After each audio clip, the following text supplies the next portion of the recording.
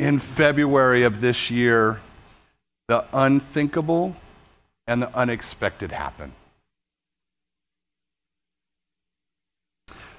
A really dear friend of ours, the TEDster Mike deGruy, died in a tragic helicopter accident.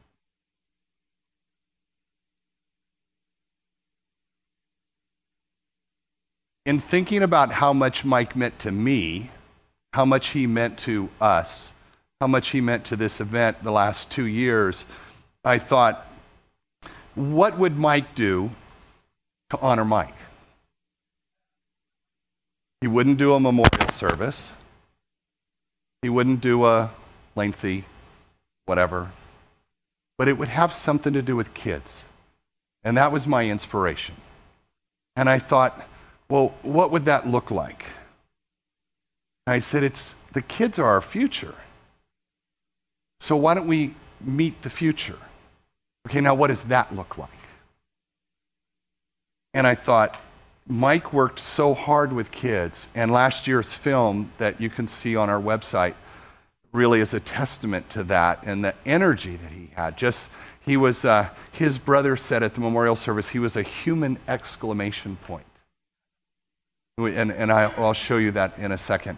But what I'd like to do is show you a little film that was created just last week with the help of his good friend, Harry Rabin, and the good folks at Santa Barbara Middle School. And why don't we take a look at that? I think Margaret Mead said it best. She said that a small group of thoughtful people could change the world. Indeed, it's the only thing that ever has.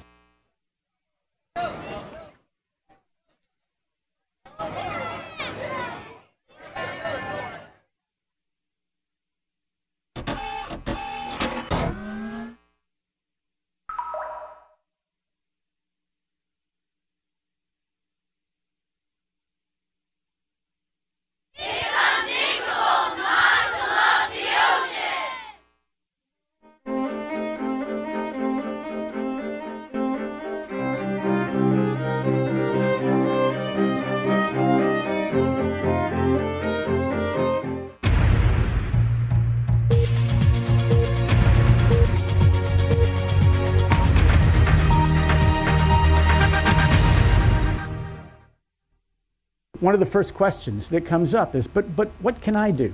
I'm an individual, I'm one person, and these problems are so large and global, and it's just overwhelming. It's unthinkable to play it safe.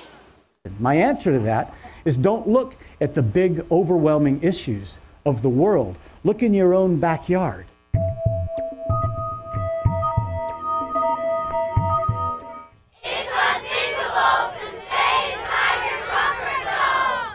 Look in your heart, actually. What do you really care about that isn't right?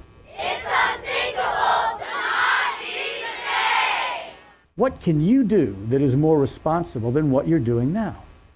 And do that, and spread the word. It's unthinkable to do nothing.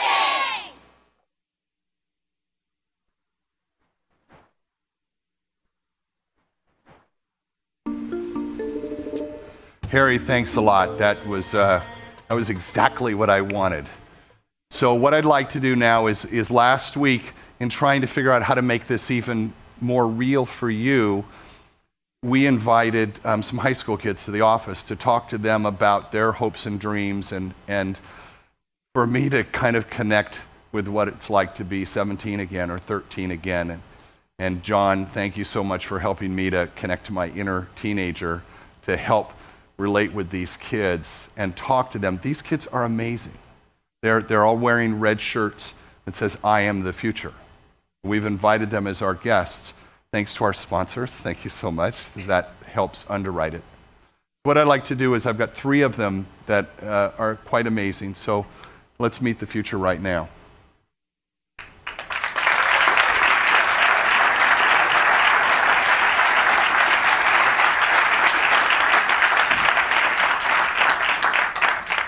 So in talking to them,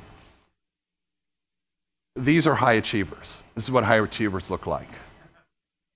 And I know in 20 years, it's very possible we will be here enjoying a TEDx and they will be on stage. very possible.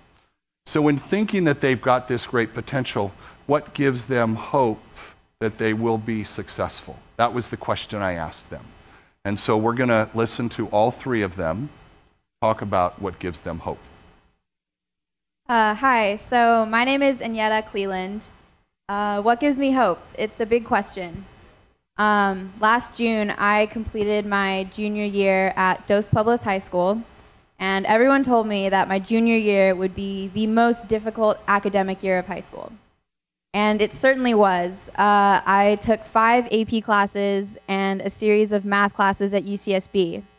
So it was a pretty rigorous schedule. In particular, I was taking an AP chemistry class, and this was particularly challenging because, first of all, it's AP chemistry. And also, I hadn't taken the regular chemistry course, so I had a lot of basic curriculum to just catch up on.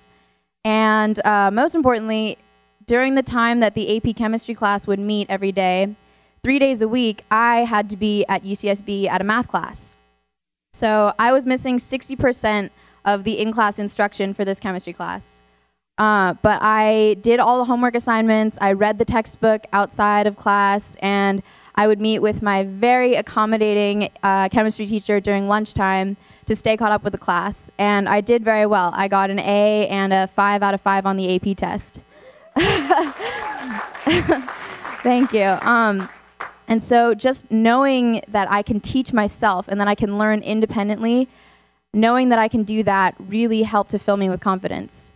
The second thing, and the most important thing that gives me hope, is just the environment that I've grown up in. And my family, my parents, and my little brother have always been there to offer support and comfort, and their perpetual confidence in me and in my abilities has really helped to build my confidence in myself.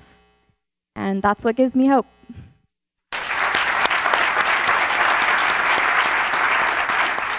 My name is Zachary Parent, and I'm a sophomore at Santa Barbara High School. It gives me hope that I'm constantly practicing. What does that mean? All my friends have iPhones at this point, and to me, that seems like it's a real discomfort. You no longer have to know directions because you've got Google Maps on your phone. You no longer have to, remember facts because you've got Wikipedia. You no longer have to talk to your friends because you have texting. I've been offered an iPhone on multiple occasions, and each time I turn it down without a second thought. Because, thank you. I'd rather do smart things than have smart things.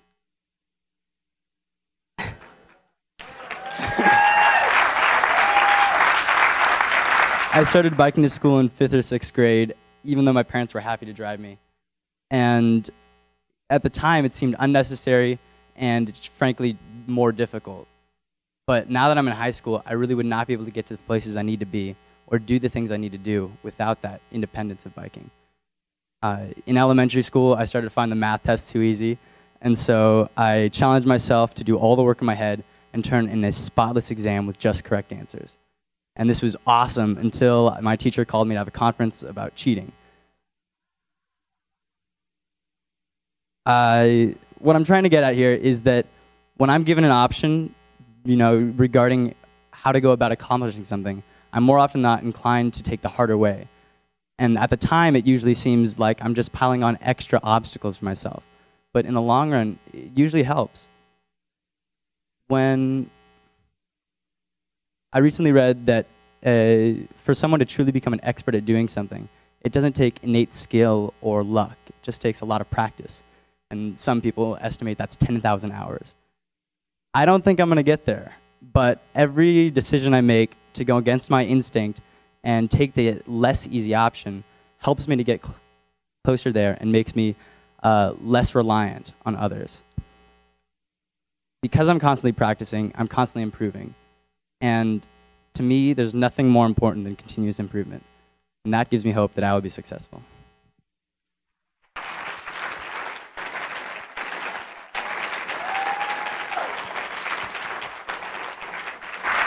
Hello, everyone. My name is Brandi Lentini. I'm also known as Brandi Rose. I am a singer-songwriter here locally in Santa Barbara. I'm 13 years old, and I'm an 8th grader at Santa Barbara Junior High.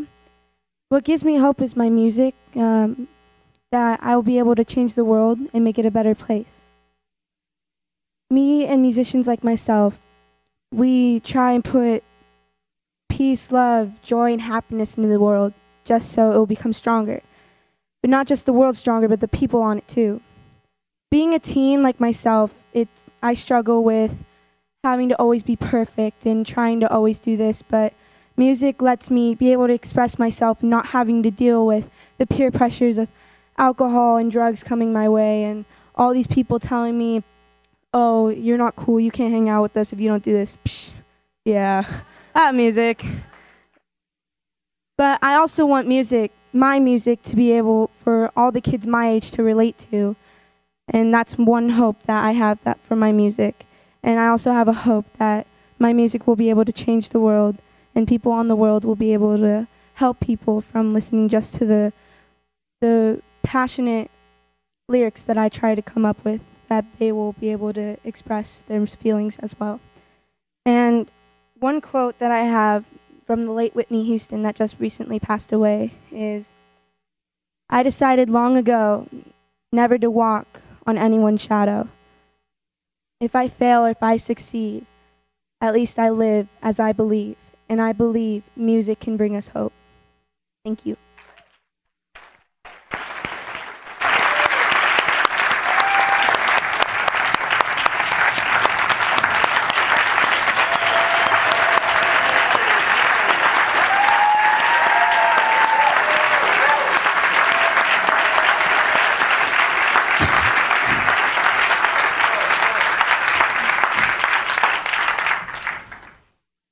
So you can see why I was blown away on Wednesday having this conversation, and take time that we have a lot of young people here wearing the red shirts, say, "I am the future." They're all amazing.